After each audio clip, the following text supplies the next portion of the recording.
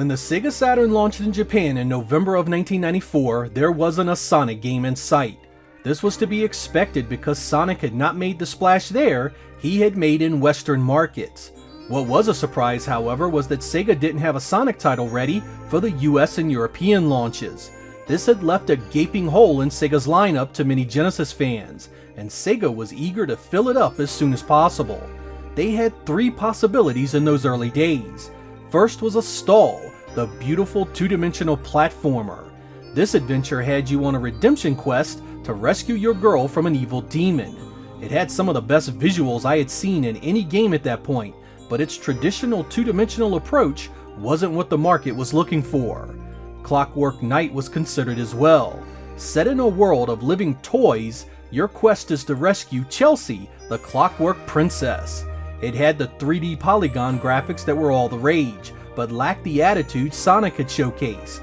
Finally, Sega had Bug, a 2.5D platformer that had all the attitude, the pop culture references, and the gameplay they were looking for. Discussions began about a TV series. Sega developed a demo disc so retail outlets could show it off, and it was featured prominently in Saturn advertising. Even legendary film director Steven Spielberg proclaimed it the game that would catapult the hardware to stardom. It proved to be popular, selling 150,000 units, second only to Daytona USA that first year in the United States. It wasn't the runaway success Sega needed it to be though, but it was enough to spawn a sequel the following year. In this episode, we will be taking a look at Astal, Clockwork Knight, and Bug. While none of these games officially became the mascot of the Sega Saturn, with Sonic nowhere to be found, they were the best we had. I'll share my thoughts on whether they are worth your time and deserve a place in your Saturn collection.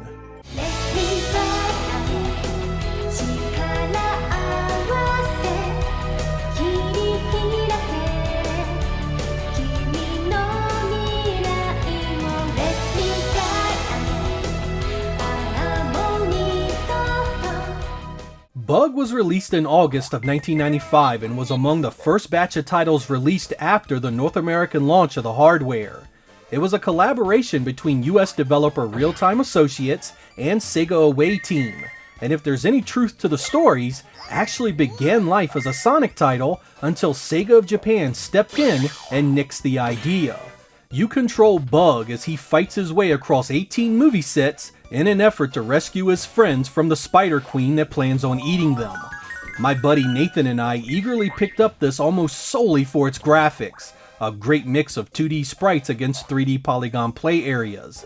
We had been knee-deep in the Saturn's Japanese import market all year, and had thoroughly enjoyed Astal and Clockwork Knight already. Bug was a hell of an interesting game too.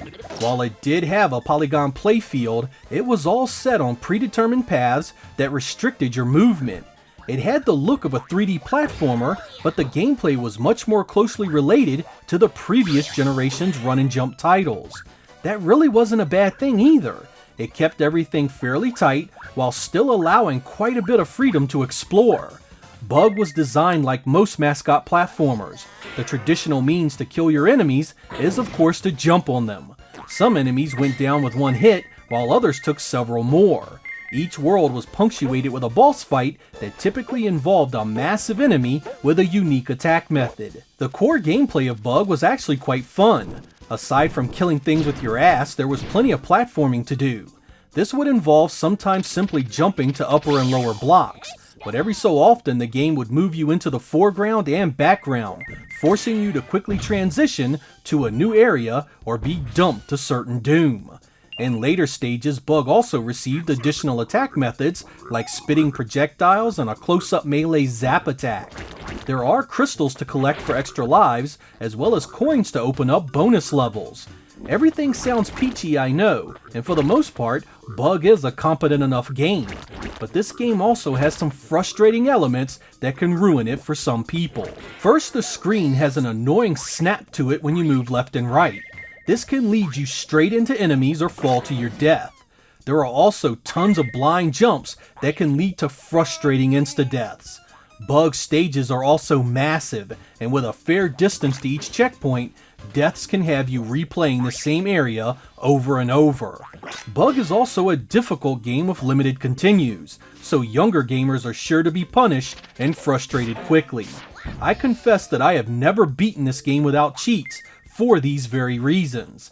I enjoy it for short play sessions but quickly lose patience with it in the long run. If you have the dedication and skills though, Bug has some genuine fun and thrills, and a few of the boss encounters are quite memorable. I hate that.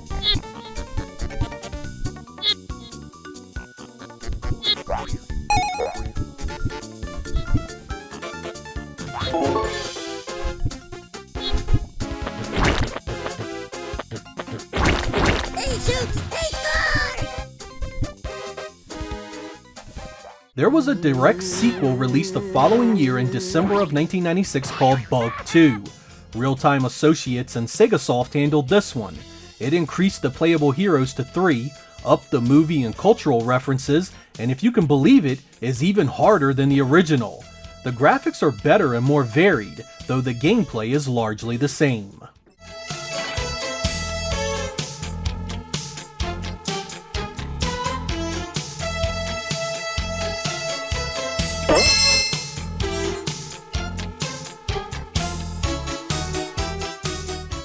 One of Sega's earliest shown games for the Saturn was 1994's Clockwork Knight. Developed internally by Sega CS, you take control of Pepper as he battles his way across bedrooms, a kitchen, and finally the attic. Your goal is to rescue Chelsea, a princess that awakens all the toys each night with her magical song. The core gameplay is action platforming as you'd expect. Pepper has the ability to attack with his key and pick up objects and throw them as weapons. Stages are loaded with dangers other than the enemies too. Things will fall on you, there are spikes to avoid, and of course plenty of pits for you to fall into. The 2.5D visuals are the highlight here, particularly the spectacular boss fights. Everything has a convincing depth to it, and it was a standout early in the Saturn's life. The presentation outside of that is rather lackluster though. The music is happy and upbeat, but not particularly satisfying, and the aesthetics have an old-timey look that I felt hurt the appeal somewhat. The biggest issue here, however, is that the gameplay just doesn't elevate itself very well the deeper you play in. You are doing the same thing the entire time, and once you experience all the tricks of the enemies and stages in the beginning, that's all you face the rest of the way. It's by no means a bad game. In fact, I'd go so far as to say it's a rather solid early title overall. The things that hold it back will bother some more than others, but if you are looking to sit down and kick back with a fun action platformer, you can do a lot worse than Clockwork Knight.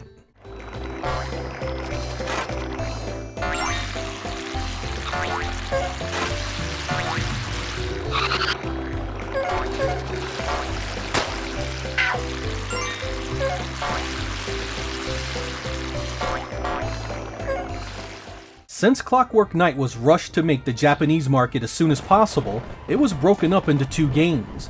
Clockwork Knight 2 was released in July of 1995 and picks up where the first leaves off. While much of the gameplay remains the same, the addition of horseback stages, improved graphics, sounds, and enemies, as well as the ability to fight in the foreground and background of some stages, really spice things up. Sega CS did this one as well, and there was even a Japanese exclusive version that put the 2 games together into one definitive package.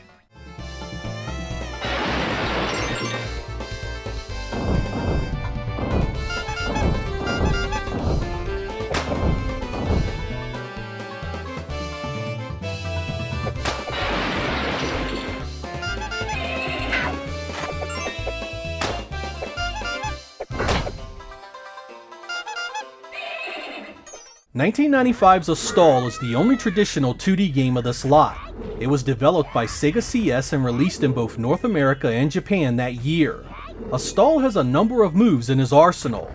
He can grab enemies and toss them, he can perform ground attacks that stun enemies, as well as a Superman-style super breath. Astal also has a bird pal that can attack, find health, and even slow down platforms to help you through the harder areas. While these moves give you numerous ways to take down your foes, it's the boss encounters that are truly worth mentioning. This group of undesirables range from killer eyeballs to evil plants, and each one must be defeated differently. Of course, you cannot mention this title without going into detail about its incredible visuals. Great background effects accompany every single stage. Sometimes it's a fine-looking transparency, sometimes a jaw-dropping scrolling effect, but there's always something going on to catch your eye. Later stages are nothing short of some of the best-looking 2D visuals of that generation. You will be hard-pressed to find a prettier game on any platform at the time. It's the kind of game that even if you didn't think much of the gameplay, you'll still play it because it looks that damn good. Visuals aren't the only thing that the title got right, because the sound and music are exceptional as well. Part rock, part symphony, it's the kind of stuff that sets the entire mood of the game. And that really is the overall strength of this one. While the gameplay itself doesn't really introduce anything you hadn't played before in the 16-bit era, the presentation has a style and presence about it that makes it feel so much more. I love this game so much the intro from my show uses its opening Sega crawl.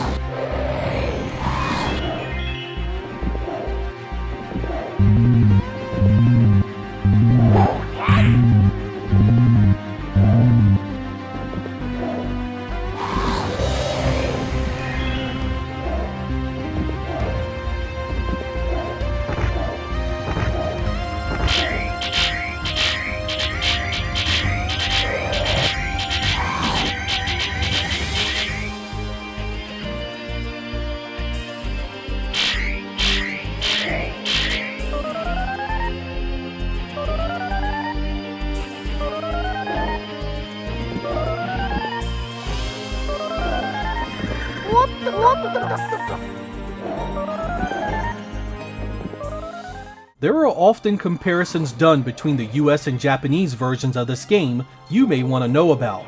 The Japanese version gives you more health to deal with and does not limit your continues. This makes the US version much more difficult in some areas.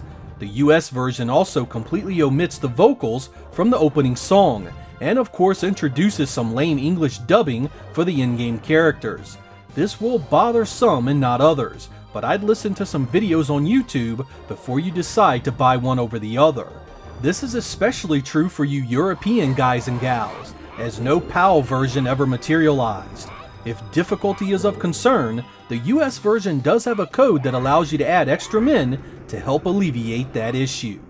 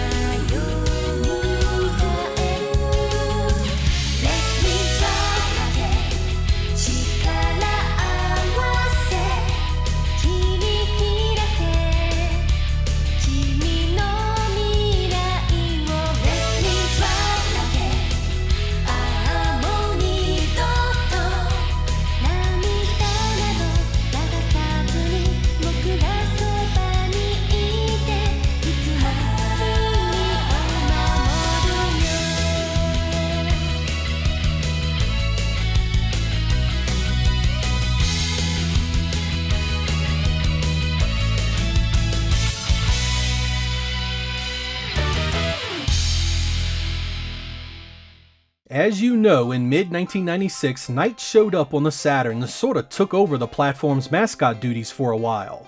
Sonic titles began showing up soon after and retired these early would-be mascots permanently. Sega has never re-released or remade any of them for any other console, trapping all three of them on the Sega Saturn.